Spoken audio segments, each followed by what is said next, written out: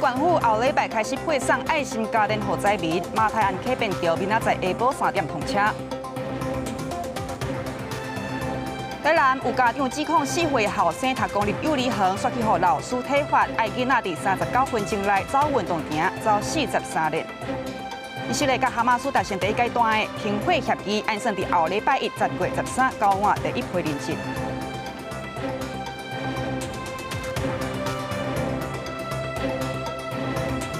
观众朋友你好，欢迎收看公视台记台 AM 新闻，我是曹有欣。花莲港府屏南图市区水沟啊，头尾是30公里长，目标要伫10月15清好势。也当灾区负责计这边哦，是交予军方来接管。另外，行政院伫今日通过丹那市风台灾后复原重建特别条例的修正草案，特别预算对本地600亿，搁再增加250亿，就是要协助花莲来复原。也甲花莲到3天的志工，中央要甲因保意外事故险，上侪是报到100万，也定调的重机具甲水电业者会排做代偿。桥头志工分工合作，架土沙装地啊！花莲光复乡市区清理工作进入尾声，针对市区总长30公里的水沟啊，政府赶进度清理，要拼15清完。那是大灾区的辅助机已经由军方接手，调整兵力，主要的机具拢入去灾区。那这个地方的工作重点就是大量的淤土，我们先把道路先清出来，还有把受灾户的89户里面的受灾户的周边的淤土我们先清出来。另外，行政院提交通过丹那市风台灾后复原重建特别条例，相关修正草案精炼马达岸溪整治甲灾区的复原，增加250亿的特别预算，送交立法院审议。好，本来是600亿，那因为这个堰塞湖所造成的特殊状况呢，不只需要久一点时间，还有需要一些更多的这个金钱哦，所以呢，我们再加了250亿。行政院特别增加特别预算，要协助受灾居民安置。不过，在佛祖街这边，在地的民众对于要迁村还是原地重建，仍存在不同意见。而且，中继宅的选址目前还是一大问题。中央协助花莲重建，嘛要予来到3天的志工投保意外事故险，上悬保额100万，优先用伫定调的东港区水电业者部分。不过，投保牵涉到各资，志工大部分意愿无关。那这些投保的经费，那全数会以赈灾的这个基金会的这个善款来做一个支应。不太愿意耶，因为各自属于个人隐私啊。针对灾民要拼赶紧会当正常生活，各地管内的爱心家电，花莲县政府表示，会甲经济部行政院共同研究做册发放，直接甲家电送到灾民的厝内，预定后礼拜开始配送。不用再让灾民啊到指定地点排队领取直接送到家户，这是目前大家共同努力的一个方向。家电最需要的就是电视、冰箱啦、洗衣机啦，这都日常生活用品。进前过了该年假，拢有志工入来，即马双十年假伫要到啊，一定有第3阵志工会入来花莲协助灾民重建家园。记者采访报道。好，也大高线马太安溪桥因为崩山污做大水来登去，即马变桥提早伫咧10月初10日，就是明仔载下晡3点下来通车。交通部公路局表示讲变桥通车了后呢，是会继续来监控，那发现关山有可能落雨，就会随封路，避免危险。工程车来来回回伫工地现场，甲马太阳溪安康便桥铺淡马家的铺面，本地15才当通车的便桥进度超前。我们是铺完成面的，你们已经铺多久？几个小时了？昨天跟今天这样子。配安康溪的便桥，伫原本水路的水头塞路南，水尾塞往北角一个车道，甲港府和凤林2个端点接起来。初10下晡3点开始通车了后，初期限定小型车和抢救车通行，接落来则佫照便路的承载力评估，一步一步放宽车型。公路局嘛会密集监控水位，比较苏花公路的模式，随时启动预警措施。明天开放通车以后，我们两端的堤顶都会进驻监看警戒人员。当有一点点可能水位会增加的时候，就只出不进，定封闭一小段时间哦，如果确认是安全了，我们才会再开放通行。对空翕画面嘛，当看到即马河水稳定，水利署已经完成5公尺宽、10公尺宽的临时补换，接落来办理补换的加强加固，按算伫115年限期内进行完成受损补换复建。光电顾问公司嘛，伫在后登去现场，利用3D 建模做灾前灾后的比对，互施工人员做参考。主要是在快递点那边，他们已经开始在做一些防护的工程，现场规划以及部署上面会有很大的帮助。马太安邦山河液大水重创铁公路，代替公务联合会嘛发文讲，第一时间开水引起的铁轨路了后，稳固铁轨路的石头因为食水变较较软，会互轨道结构一直失去稳定，若未附加换掉，就会出现沉落效应，影响行车安全。沉落现象的这件事情，其实是会让列车的这个行经，有一些行车安全或者是列车的损耗，应该要尽快的来做招标，然后让这个道闸尽快的去更换。其实被水淹没之后，为了要快速的让救灾的团队能够进来到光顾，我们马上让它通车。那道闸的部分是我们后续必须要处理的问题。对这代替回应讲，光复站场因为邦山河液大水造成路层污染，拢重大的高道。公司当咧编预算，伫下定了后，就要办理复旧的工程。另外，清土埋的作业还未完成进程。光复站的列车是限速30公里来确保安全。记者综合报道。也为着要将阿马泰安溪邦山湖即卖状况是啥款，林保署花莲分署是组2队去到地，也因为邦山湖附近拢是烂土，实在是徛袂在，佮随时会放弃，就爱冒险伫港才有法度记录资料。都有队员讲哦，这个事工真正是害死命。现在在堰塞湖崩塌地，刚刚从上游因为支流有2个大的地形瀑布需要垂降。前后队员拄仔早为溪沟流落来到崩塌地，为了将阿马达安溪邦山湖重新现放，林保署花莲分署组成另外一个特遣队，照旧林道拍来野兽行的路，敢若用5天半来回邦山湖，得到珍贵的资料。当地崩塌严重，无路通行时阵，都爱冒险勘索落来。棱线是断头的状态，所以我们才决定走溪沟线，然后再做2段的落差的垂降，这样山体都还在不断的崩落当中，这样就显示说那边的地质或现在的条件状态是比较脆弱的。花莲分署人员是讲，当地根本无所在挂树啊，敢会当靠大石头，还是扭细枝树蛙。20站楼悬，一站啊一站水降落去，除了讲爱正细致，搁爱赶时间。拍手那是跟卖命一样，对，因为那些我们都不晓得，我们上风又何时会有落石会下降。然后到又要是最短的时间要到达运作时。眼前看到的马达岸溪伫火湖被崩塌的环境，青冷冷的溪仔水实在看袂出来会有危险。队员一路真细致，大面积崩塌甲落石，那亲像伫月球表面行。上面都没有植被嘛，剩下白白灰灰的，就是有点像月球表面这样。我是听到伙伴的说法是这样子。无过会有危险，切落去80米深的翠石山坪到马达岸溪流血。水正窜流，那是邦山湖边是连徛都徛袂在。溢流口附近是但你把机器过去，可能连那个移动都是问题。目前的状况会陷了。这届特遣队结合当属教官，初日启程，初7落山，快速平安完成任务。目前邦山湖流入量甲溢流量差不多。林保署表示，限期过了后有评估工程的方法。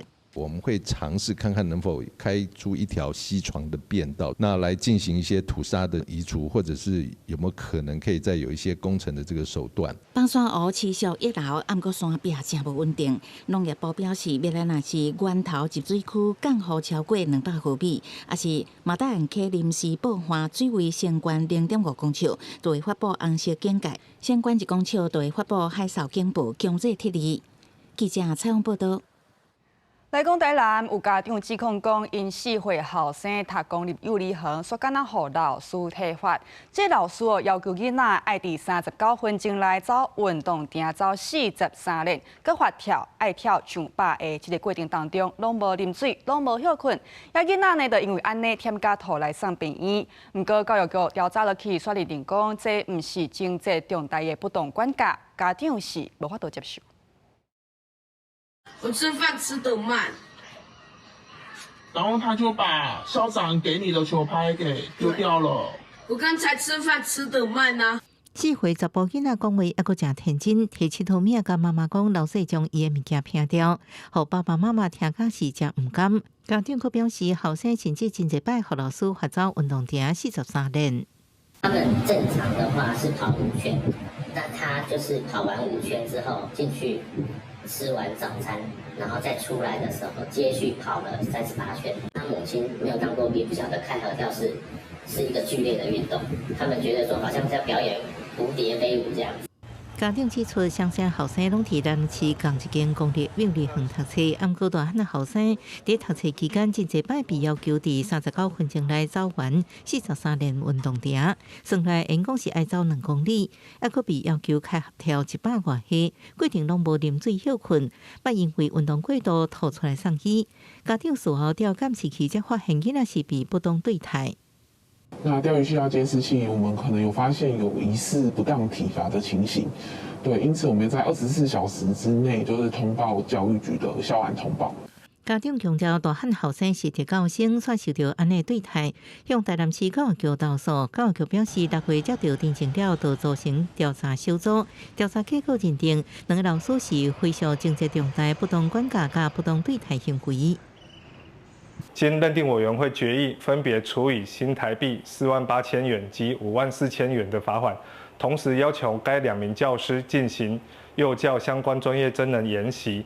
家长认为处罚伤过轻，决定对2个老师提告伤害罪甲强制罪，要用司法替囡仔讨公道。记者综合报道。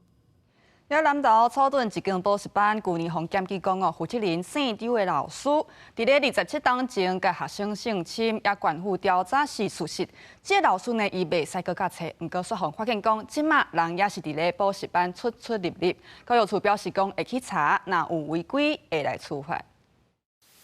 徛伫柜台边，顺势也伫门口甲家长讲话。南投草屯一间补习班负责人姓张的老师，去年遭到检举，27年前捌性侵未成年学生是小者。经过南投县府调查事实，而且将声明担任教职人员。毋过为去年12月到今年10月，至少7摆被看到伊原伫补习班出入，互施小者是完全无法度接受。非常的气怒，因为我们的最终的目标就是说，请这个老师不要再任教了。今天很有勇气的站出来，就是为了说他应该没有这个资格再当老师了。伫补习班门口各打禁止性骚扰广告，施小者表示，家己是15岁，国二升国3的时阵，到补习班上课遭到性侵。就MeToo事件启发，决定公开伊恶行，毋过因为超过法律追溯期，姓张老师得到无起诉，毋过无希望有更较侪人受害。人本基金会表示，补习班负责人已经改造姓张老师的太太。真侪学生指出，姓张老师伊原伫内底教册，用小班制规避欺诈，呼吁家长爱注意。曾经有问过在那边上课的学生，他说他现在是在教数学，然后强调是资优班成绩好的才可以进他的班级，而且是小班制。他为了要防止南投县的调查，所以呢，他非常的小心。我们的这个稽查人员也不定期的来对该补习班来进行稽查，一旦发现有违法的情事，一定予以严惩。那也依照补教法第9条第9项最高会有25万元的一个罚款。业者还未对外回应。南投县教育处表示，去年2月已经要求姓张老师离开教育现场，各将调查结果公布在补习班补习人员资料库。今年已经3摆去补习班稽查，无发现上课代志，欢迎各界检举。若查到会严厉处罚，相关会罚25万。记者综合报道。明仔载开始，就是双十连假头尾放3天，也高速公路局伊阁讲这边各地的交通量会是平常时的1.2倍。明仔载落南的车按算会上济，代替高铁拢会增加车帮，就是要来倒数运。也讲到高铁伫咧9月底开始实施一个零证车厢的制度。高铁公司发布上新的统计，伫咧看到案例当中，伫车厢来讲电话占要5成。双十连假到啊，真侪家长是带囡仔去坐高铁。最近因为社区网站有乘客发文讲，伫高铁对着囡仔伫车厢内面咧吵，违反宁静车厢的原则，引起讨论了，佮甲文章抬掉。虽然高铁早就强调宁静车厢毋是针对囡仔，但真侪家长嘛是有压力。其实就是我们也是会担心会吵到其他乘客嘛，所以小朋友如果是讲不听，为什么我们自己也会抱去就是车厢外面？可能给他画画、玩玩具，他可以安静的待个1个小时到2个小时，我才敢开始带他坐大众运输。高铁公布统计数据，对9月22宁静车的新制开始实施以来，拢总是坑到13000外件，有半数拢是伫车厢内伫讲电话，佮有要3成是大声伫讲话，另外超过2成是看戏出听音乐无挂耳机。高铁强调和囡仔有关系，敢若足少的个案，佮一摆呼吁社会做伙支持包容囡仔的成长。另外伫国道疏运的部分，高公局估计双十连假期间交通量会是平常时的1.2倍，车站会是路南车流的高峰。新竹、桃园，然后彰化、台中这些路段，大概在上午6点开始就会出现车潮，大概到中午过后，下午才逐渐疏解。那国道5号的部分，车潮通常会出现更早。高公局特别提醒讲，今日放双十宴会的所在是外国道3号南投交流道，车站迄天中昼12点到过灯光的0点，会甲国道3号南投交流道的双向出口南投服务区另外变道封起来，车过路人要注意。另外，避免为着看宴会伫国道故意放慢车速，还是临时停伫路径，违规会罚罚3000到6000。记者综合报道。好，也放假天气啥款咧？气象署表示讲，台湾各地拢是好天，不过大台北地区甲东半部地区水气有较高，可能会落淡薄仔雨。预计在国庆连假，各地上大致都是比较晴朗稳定的，只有在大台北地区还有在东半部地区水汽比较多的时候，偶尔会有一些下雨的状况。其他地方温度还是比较高，并且要留意午后还是会有雷阵雨出现。台北、宜兰。气象署提醒讲，双十连假若有要去山区，爱特别注意天气的变化。过道可能会落西北雨，也明仔载刷了几天拢真好天，会真热热。天气上都是比较稳定的。来讲桃园有一台 Uber 载人客驶经过中立高铁南路的时阵呢，机场坐稳的铁基路顶头，竟然有大地树林落落来去撞到车。资运公司表示讲可能是树林拍立时间一久来后去。7月已经开始换做白铁啊，即马会来巡讲规条路线送去的新加换掉。车驶伫咧路的，突然间有一个大型的物件对顶头摔来，撼到1年外一个挡风玻璃。代志发生伫咧中立区的高铁南路一段，机场这份高架桥下骹，迄当阵这台 Uber 司机甲人客拢惊一个，因讲万一落来这个物件是定的，有可能甲挡风玻璃撞破撞到人，也好加在毋是撞到奥多拜。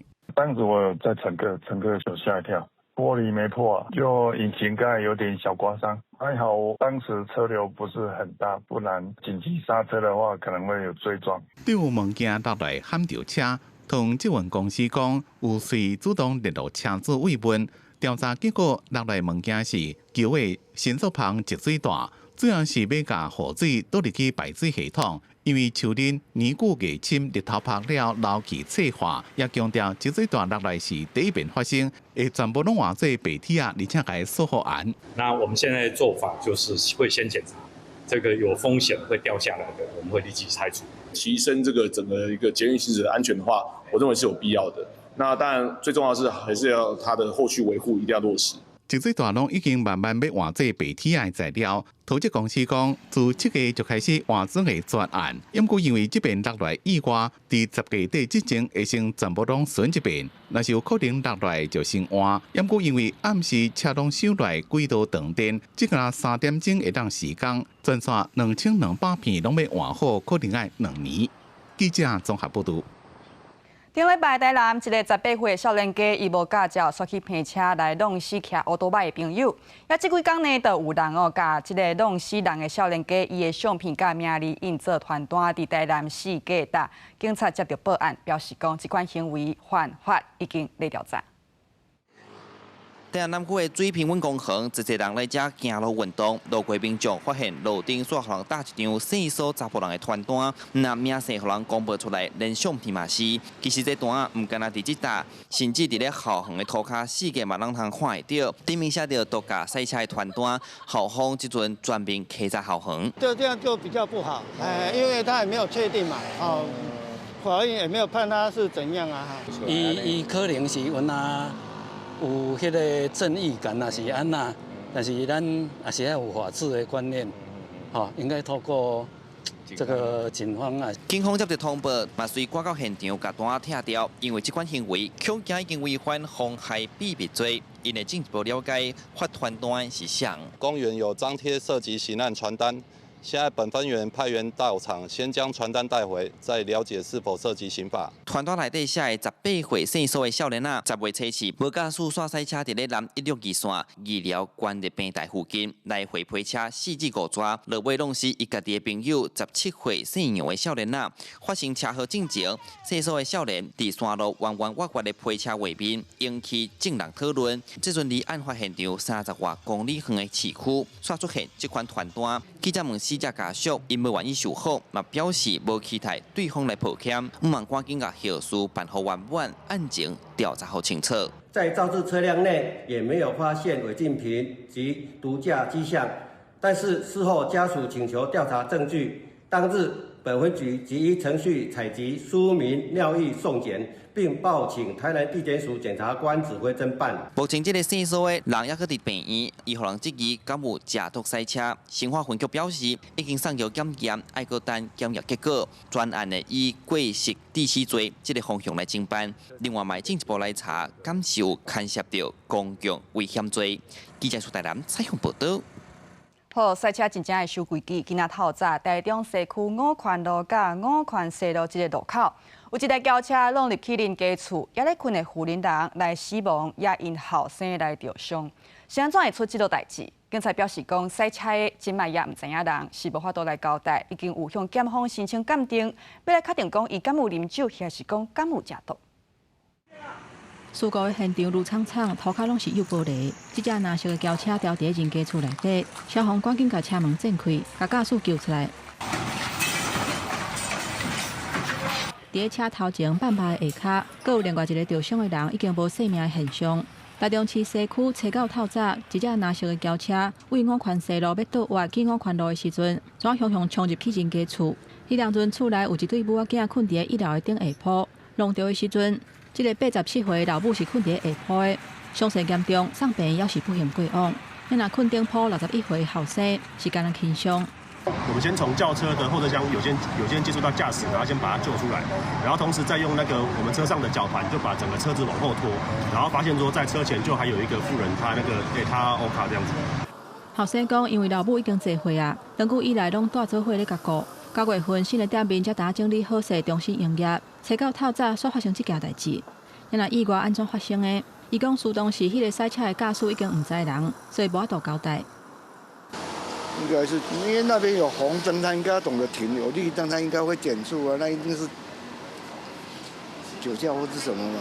本分局已向检察官申请鉴定许可书，以厘清涉及酒驾或是毒驾的情事。第一分局表示，警方将全力调查事故原因，依法惩办涉案情事。警方讲，这个赛车弄入去的查甫人还咧昏迷，已经向检方申请鉴定，除了涉及过失致死，嘛要确定敢是有食酒赛车，或者是食毒赛车。记者综合报道。也婚人拍拼咧掠丧尸分弹，8月查到咧卖这种毒品的大盘，9月是继续追到97人，97件111人。也警察是表示讲，丧尸分弹真好分赃，真好比伫公务大楼做，也即地因会来加强查缉。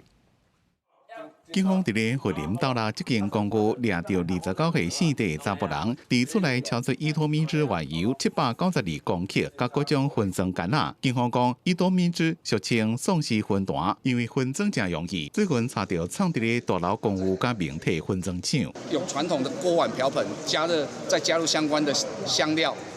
甘油之后呢，它注入到这个空的烟弹壳之后呢，再用加热器就可以来做施用。所以现在我们警方为了打击这个丧尸烟弹，所以针对我们辖内的大楼还有民宅，隐身在辖内大楼或民宅的这些分装厂，我们都会来强力的扫荡来做打击。为了要防止伊托米酯毒品的危害，婚林的检警伫8月查到丧尸分弹大盘，9月搁再继续深入的调查，调查小盘贩毒网络，总共查到97件111个人，包括32个药头，食毒甲有毒的人44个。32个药头，也查获了5个毒品的分装厂。那所查获扣案的这个依托米脂的烟油2.5公斤里面，它可以做成市值4800万的丧尸烟弹来贩售到市面。这个可以供25000人次来吸食。现在丧尸烟弹造成毒驾、造成公共的这个危害非常的严重，而且倍数可以说是一直成长。原来大概几百件，现在变成几千件。警方讲，依托米脂是麻醉药物，有镇定催眠的效果，不过歹徒加入去电子烟油内面使用。造成鸡巴未受控制一直掉，也有意识混乱的症状。若是使用过了，人茫塞车，真容易发生车祸。会继续追查，保护民众性命财产的安全。记者综合报道。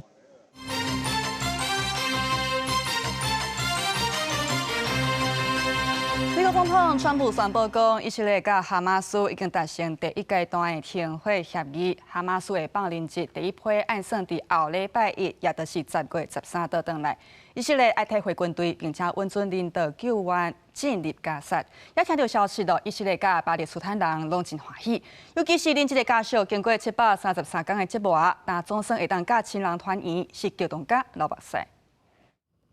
美国总统川普甲内阁团队特别暗时伫白宫举行的电视转播会议，特别结束时阵，国务卿卢比奥雄向前，互川普一张纸条搁伫伊的耳边讲话，三人拢想要到选举这一步，伊是白宫发言的惯用语，和平总统历史性的一刻。Yeah, I was just given a note by the Secretary of State saying that we're very close to a deal in the Middle East, and they're going to need me pretty quickly. So. 川普社群媒体当日发文宣布，以色列甲哈马斯达成100点和平计划第一阶段协议，所有证据真紧就会被放出来。以色列军队也撤退到约定界线以外。美国讲这是走向共同永持久和平的第一步，各方拢会被公平对待。以色列总理纳坦雅胡哈马斯高层了后，也拢陆续证实停火讲和进展。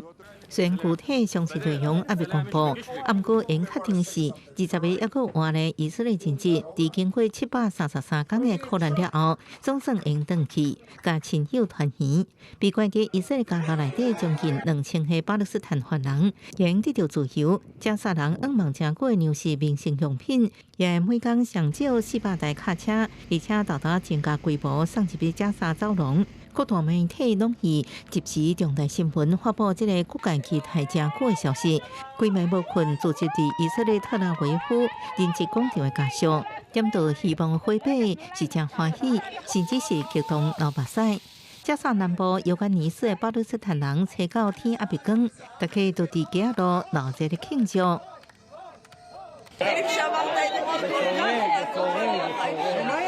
الحمد لله اليوم أعلن الرئيس ترامب إنه الحرب وقفت وإحنا والله كتير مبسوطين إنه الحرب وقفت。以下停火正式进行，会由美国、埃及、卡达、土耳其共同组成的和平委员会监督。以色列负顽强区的反恐行动权。川普阁有告就话，伊会亲身去中东，各界伫一片欢喜的气氛的时阵，部署伫以色列南部边界，国际媒体镜头依然翕到炮弹伫加沙天顶爆炸画面。公视新闻王慧文编译。也面对中国军事扩大，总统赖清德任内的第一本国防报告书今日公布，讲中国针对普色地带用什么款的手段来威胁台湾，打击咱的民心士气，互咱的社会愈来愈对立，等时机来拍台湾。国防部表示讲，国军会继续甲美国这的盟友国家来合作，引进新科技，提升咱的战备能力。我们该怎么捍卫我们的国防？面对中共军事扩张，总统赖清德任内第一本国防报告书出来，国防部青稿发表114年国防报告书，复兴赖总统的和平4大指条理念。报告书结果呈现战略环境、建设国防和平机制加国防管理，落实快速战备应变。我国身为国际社会负责任的一员，以善用地缘战略的优势，强化国防力量与韧性。这摆报告书亮点，亲像亚出中共对咱采取普设地带混合威胁手段，包含3件准军事行动，以演大稳定经济威胁。国军会继续深化甲美国要有友盟国家合作，针对中共无人机侵扰外离岛，国军运用新方式，亲像干扰枪、步枪、机枪拍落无人机。另外，国防创新小组 DIO 引进创新科技，明年会买共享无人机。我们明年也规划运用小批量采购的方式来采购如光纤无人机、轻兵器反无人机、火控系统等装备。那我们的目的是借由这个交付部队进行测评，来评估作战效益。针对中共伫咱双10节过后是否进一步军事行动，国军回应透过友盟协作，继续收整情报。华尔街日报报道，美国智库并推显示，台湾有高达97%能源靠海运进口，那和中共阻断供应线，台湾天然气库存仅能支持11天，引起关注。我们会增加我们的战备的这个能力的存储的能力。顾立雄强调，要赶紧提悬战备量能，包含油料、弹药相关战备整备，拢已经在进行当中。记者综合报道。来讲，台股今日开悬走悬，盘中上侪起码400点，落尾收盘起238点，收伫咧27301点。台积电盘中上侪起到1455块，落尾收伫1440块。台积电拢创历史新高。另外，国安基金今仔日召开第3季例会，考虑台美关系、全球通货膨胀、甲地缘政治无确定这个因素，国安基金宣布会继续复盘。好，咱台湾的半导体产业确实伫咧世界供应链有真重要的地位。台积电布局全球，这当中有伫德国、萨克新邦、石厂，也因的帮长9月30就带团拜访咱台湾。台期待节目台湾新眼界特别专访，帮长除了肯定台积电的重要性，嘛认为讲台积电伫全球布局会当互世界供应链愈稳定愈安全。台湾的护国神山台积电和欧洲的半导体业者合作来打造欧积电，设厂的地点就伫咧德国萨克森邦。帮长顶日有带团来台湾拜访4天，公司台期台节目台湾新眼界也特别甲专访。萨克森帮长表示，即马真侪科技拢需要靠数位化和微电子技术，台积电伫欧洲也个各地设厂，也通互世界供应链愈稳定愈安全。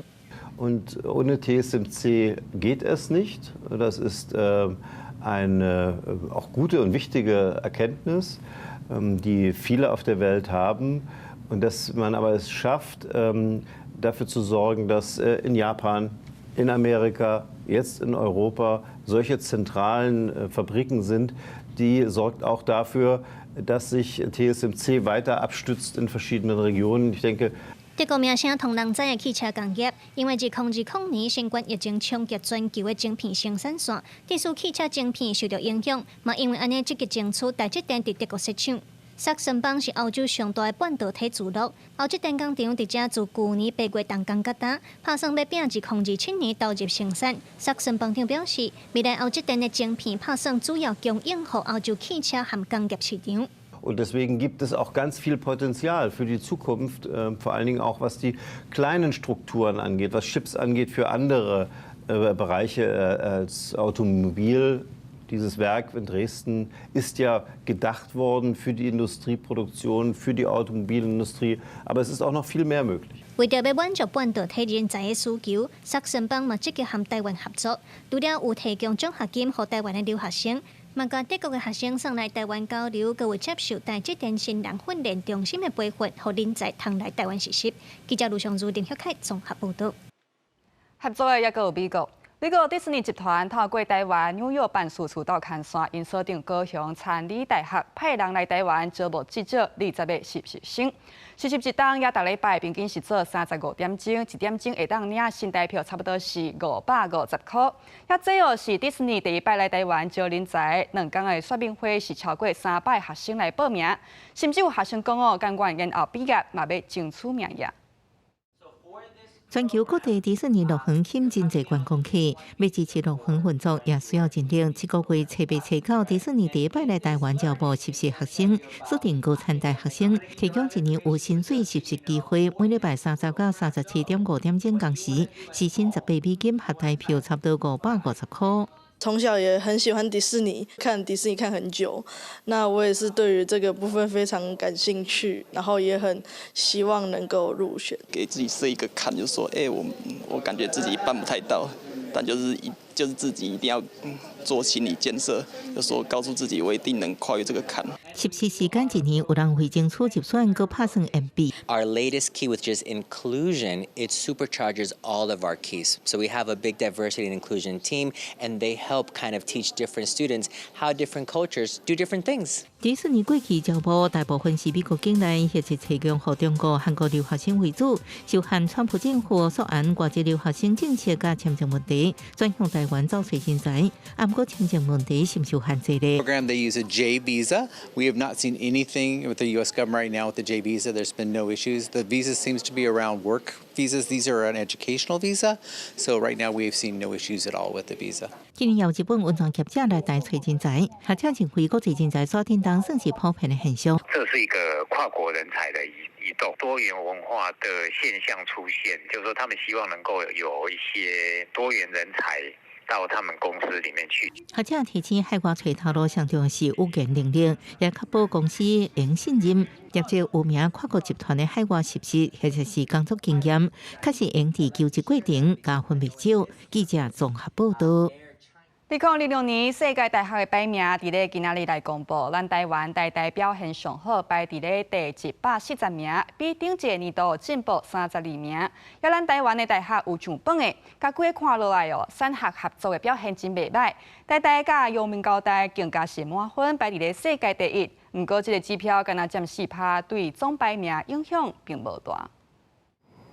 国际愈来愈多机构加入世界的大学评比，不过全球三大学术排名 QS、THE 加 ESI， 台湾的大学也是正重视。THE 上新世界大学的排名，台湾的大学内底代代表现上好，第140名，比顶一个年度进步32名。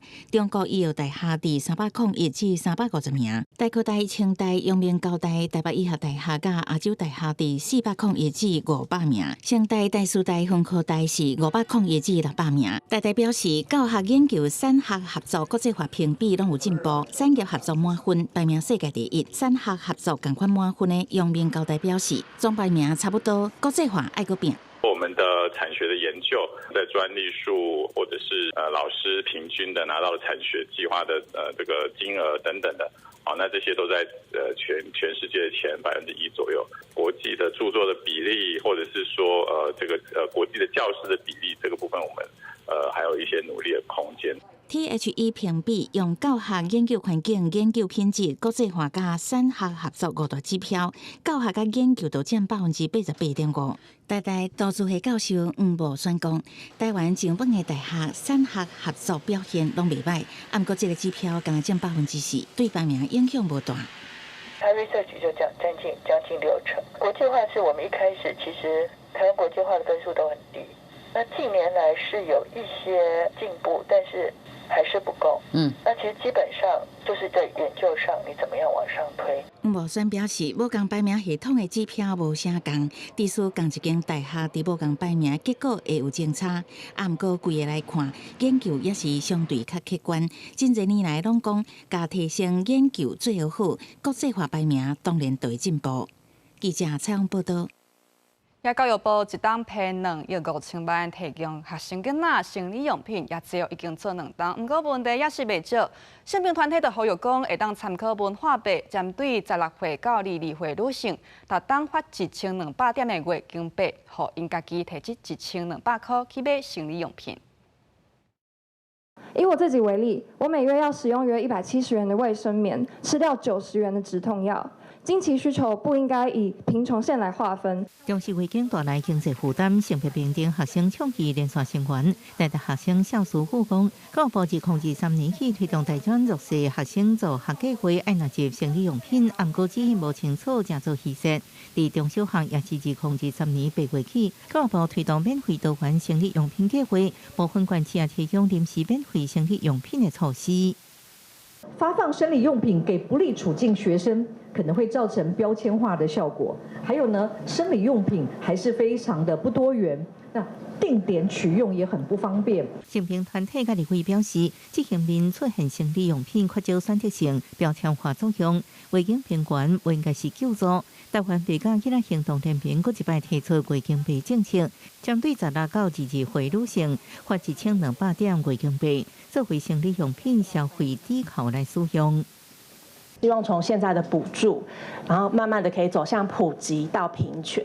对我们来说，16岁的女孩她其实已经是有自主权了，她可以完完全全的为自己做主。目前我们确实是聚焦在所谓的贫穷对象身上的一个物质的一个提供，所以我想我们在操作的过程当中，我们会再做一些审慎的评估。卫生币应提供经济补贴，搁确保查某囡仔身体自主权甲多元选择。到月时阵，要民众伫公共政策平台提限，短短4天就5000人连署。卫福部表示，尊重甲认同卫生币方向，会审慎评估，搁伫11月16时阵回应提限。记者综合报道。为着要互社会大众愈了解身心障碍者的需求甲困境，劳动局逐档拢会举办影展。今年拢总推出11部相关的电影甲纪录片，讨论身心障碍者的就业平权这个议题。这回有选动画片，就是希望爸爸甲妈妈会当带囡仔斗阵来看。树路袂行，不过坚强活落去较要紧。社会上有真侪身心障碍者，真打拼伫过生活。台北市劳动局逐年拢会举办无限影展，关注身心障碍者。今年拢总推出11部相关电影、纪录片，希望大众会当看到身心障碍者的生活、就业困境等等。有自闭症艺术家表示，这几年愈来愈有感受到社会友善，帮助因伫社会自立。不过，也是希望台湾未来会当像国外同款，有更较侪包容。这个是会对这群朋友身上的朋友，如果有更好、更多的环境，不管是我们的就业环境啊，或者是我们的一些比如说社会的那个环境啊，如果能对他们更包容的话，我觉得他们会很大的帮忙跟帮助。无限影展已经连续办7届，劳动局讲为着要落实真正的友善，唔是干那制度的改善。咱平常时的态度也真重要。另外，今年的影展嘛头摆选动画片，劳动局表示会伫假日也放，嘛希望父母会当带囡仔斗阵来看。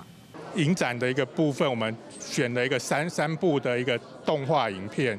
那这部分我们也会是在那个周末来播放。那欢迎爸爸妈妈带着小朋友，然后寓教于乐。今年的影展对10月23开幕，免费开放予民众看。希望透过影像作品，和关注身心障碍者的多元议题，会当变做一种实际的行动。记者陈心彤、曾俊佑台北报道。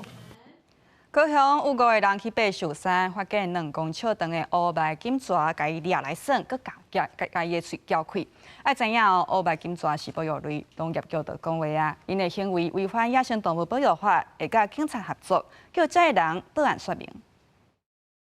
哇，好大！这上面爪，哦，是吃饱了。这金蛇啊！大约2公尺长的保育类乌鼻金蛇，都安尼放饲伫咧涂骹牛寸笑。这个名山丘半暝爬寿山，撞到这尾乌鼻金蛇，一群人毋那甲蛇掠起来，人咧耍，甚至佫用铁棍啊甲蛇的喙吐开。规个过程佫家记录惊打起伫网络，因为有风声讲这群人是茶山志工皇帝队的，不过皇帝志工讲这是错误的消息，而且乌鼻金蛇伫寿山真正喊得快，这群人看到佫无珍惜，真正无应动。黑莓它又是保育类的，觉得这种行为是真的很不妥。因为有人认为讲伊是恁的皇帝啊，不是。高雄市农业局表示，接到通报第一时间已经有派人去了解，而且有甲国家公园警察队合作，通知行为人来厘清状况。农业局表示，民众的行为已经违反野保法，涉嫌缴产虐待保育类的野生动物，将会依法办理。对此，国家自然公园管理处也呼吁，受产有真侪珍贵的动植物生态，望大家来保守。我们就是以不干扰、不喂食。然后不要去接触它，那让野生动物它其实在那里可以好好的生活，那我们也达到我们的可以休闲的，利用这个柴山都当做我们假日休闲的好去处。任意骚扰、虐待、保育类野生动物，最高可处1年以下有期徒刑、拘役或并科新台币30万元以下罚金。农业局表示，这个月39路尾虽然有甲乌眉金蛇放回去，不过种种的行为已经违法，除了罚金以外，可能还要面对刑事责任。记者邝家族赵阳高雄场报道。山林是死去的选乌骨头幼仔，是会危害环境。即卖因为偏乌，即个山林的量上过头济，已经冲击到海岸，影响到渔民出入的安全。也成功大学研究一档，成功把山林变做会当搁再利用的材料，透过3D 列印打造生态架，放去海底，做选乌甲鱼仔的生态地。各种色水无共形体选乌伫海底看起来就若像是花园共款。偏乌地区有丰富的选乌生态，不过受到全球气候暖化影响，山林也就是死去的选乌骨头幼仔，都安尼大量积伫咧偏乌的海沙堡顶端，除了影响环境经济，也危害渔民出入的安全。海委会委托成功大学研究，经过1年的试验，成功把山林变做再利用的材料，透过3D 列印打造生态搭，放伫海底，营造海洋生物的栖息地。我们不止放水下人工鱼礁的投放，同时也让它开始进入到我们的社区、我们的生活里面，变成在水上里面可以供人使用的新的生活系统。甲选乌骨头幼仔变做材料，造成生态搭，放进去海底种选乌，甚至会当缩小比例，加做水族馆的造景使用。海委会表示，这个计划成功，唔来当减轻海洋环境的压力，也当加做循环经济根本。成功大学的研发成果回应了沙林淤积对于潮间带生态威胁的困境，让在地资源转化为修复海洋、建构空间与发展水族应用的媒介。在配方是不是能够适合山藻类或是其他虾贝介类，是不是能够作为栖水自然的资材融入海洋资材的部分，是不是能够融合为一体？这个其实是我们水事所会这个监测跟关注的。除了在这个安全性以外，生态搭的结构嘛爱堪得流水甲风景的变化。成功大学表示，目前伫偏乌的2大海域，拢总放6座无共造型的生态搭来试验，了解什么款的形体上适合偏乌使用。记者邝家族邱朝阳高雄场报道。利用科技和环境的也有台南市府出动无人机防治天狗日，派无人机四界巡，看倒位有积水，倒位无清理好势。有记录是对进前做风台有淹水的所在落去监控。向外遥控操作，无人机爬上天，徛架的厝顶水塔挂，敢有积水，看甲一清二楚。伫偏乡区域，大部分拢是做伙人，厝体有真侪所在摒袂着，无人机会当防止炭片网生炭。而且是属于较草地部落型吼，厝本地就较少，较老旧啦吼，一寡你讲尤其住在遮的人吼，拢是比较中者吼。你讲要记爬楼顶的无可能，即个空拍机来协助着地方啦吼。我相信，即个四角找出来了后，对地方。这个房子登革热吼，一定有足大的帮忙。依照防治天狗日，拢爱靠人工螺巡查，亲像天狗棍这种传统巡查工具，干会当探测3公尺到4公尺的悬度，对大楼的厝顶也是无法度挖困的区域，效果有限。尤其是进前台南发生8年水灾，真侪厝体受损，行喺落雨积水，市政府出动无人机巡查，互防治作业尽快搁周全。在登革热防治上，今天大家可以看到许多屋顶上有积水容器的水塔盖子飞掉了，或者是说上面有一些这个不干净的东西像一些垃圾啦或者是废弃物的，我们借着无人机来巡查，就可以做很大的帮助，让公务员节省了大量的公务人力。虽然台南目前并无天狗日本土的病例，12例拢是境外移入，不过附近的高雄，甚至台北、宜兰、甲桃园等地拢陆续传出本土的案例。疫情的风险爱好好来处理，未来持续推动科技防疫系统，来补偿人力顺差的无够。记者综合报道。今年双十宴会要伫南投来办草屯农会，明仔载特别动员家政班用冠军米做3000粒棒送予民众，要来招大家做伙祝福国家。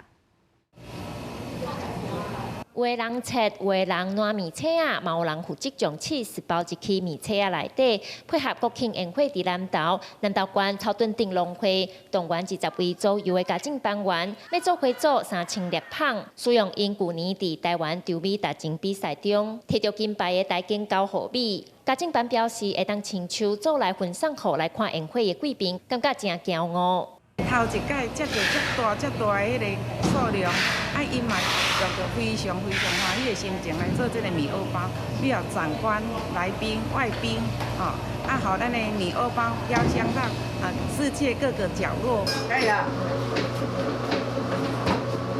家政班员对拜三就开始准备材料，拜四透早6点外就开始赶工做面包。南投草屯净水场的面积有1300公顷，生产的高货米口感香国 Q。农会嘛积极开发高货米的用途，亲像这米做的国粉欧式面包，用因的冠军米加入米国粉，加入去嘛较袂易车酸。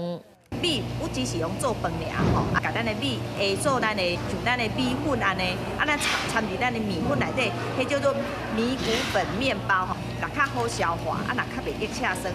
草屯镇农会表示，希望透过米国粉欧式面包，互偌济人看到农民的用心，嘛互大家在国庆日做伙闻到家乡的香气，而且强调这是对土地的感恩，甲对国家的祝福。记者邢平仪南投报道。中华北岛今年年初开在地第一间独立册店，有说台本册专区会举办台语活动，就是要来做起点，推广母语，推广咱的台湾文化。一粒鸡卵，一粒鸡卵，变做碰起喙。用趣味的手镜头仔歌，互囡仔人熟悉无共动物的外形。中华宝岛有独立册店，逐个月拢会安排无共主题的亲子广告活动。这道特别邀请台语共学团的老师来广告，囡仔人拢真自然开嘴讲台语。若是有老师会当来，甲下来带甲囡仔讲安怎讲，才会较标准的台语，这是一种环境啊。伫厝里啊，阮读绘本的时阵啊，拢用迄华语啦，家己台语嘛。讲车较袂练转，所以会当带囡仔来参加，听迄老师用台语来讲故事，我们感觉是足有意义的。这间今年初才开业的册店是宝岛头一间独立册店，因选册主题主要是以台湾的历史文化为主，也会办展览、讲座加讲故事活动，而且佫是一间台语友善册店，有说台湾册专区嘛提供台语服务。办的较侪是华语，既然咱华语办的开，咱是台语嘛当试看卖。其实像阮这代已经是用要失去台语这个物件，咱的下一代敢有机会讲佮重新把这个语言佮捡回来，嘛，拢有真侪讲台语的人来遮，其实对阮家己来讲嘛是一个真好的机会。册店表示，语言甲阅读拢是熟悉在地文化的一种方式。过去宝岛较少有这种艺文空间，真欢迎大家来遮看册，互相交流，透过阅读来认捌家己生活的一块土地。记者杨淑晴综合报道。来讲，澳洲议会伫咧10月初8通过一项提案，禁止食物性的食品用胖狗肉、牛排甲烟肠这肉类的名称。理由是讲惊互消费者误会，就是迄真正是肉，嘛是要来保护畜牧业因的权益。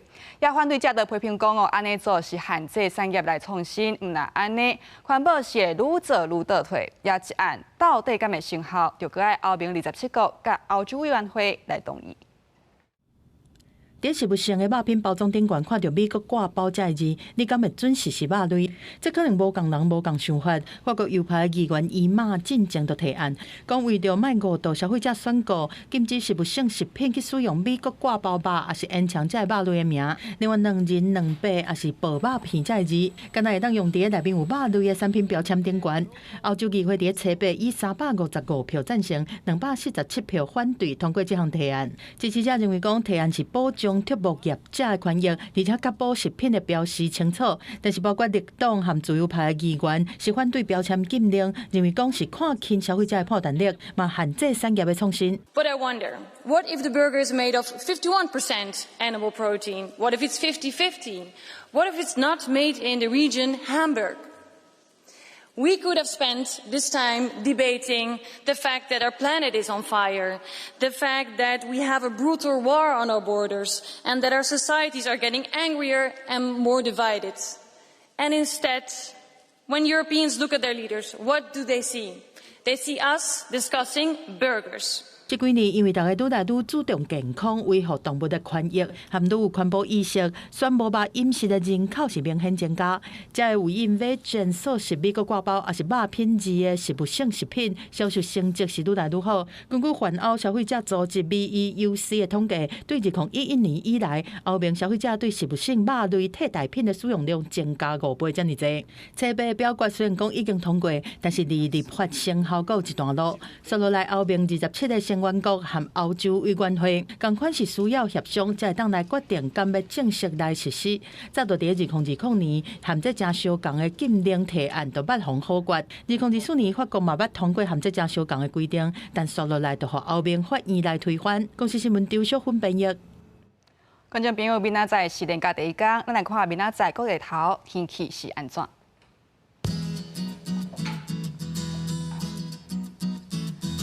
北部地区25度至36度，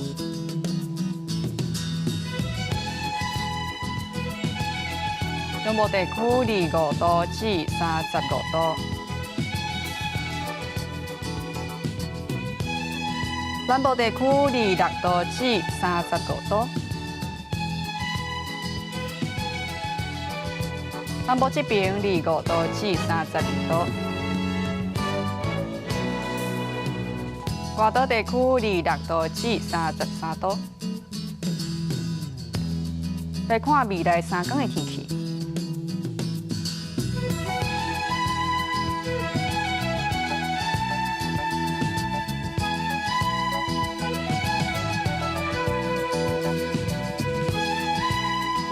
感谢观众朋友收看今日的 AM 新闻，明仔载同一时间再会。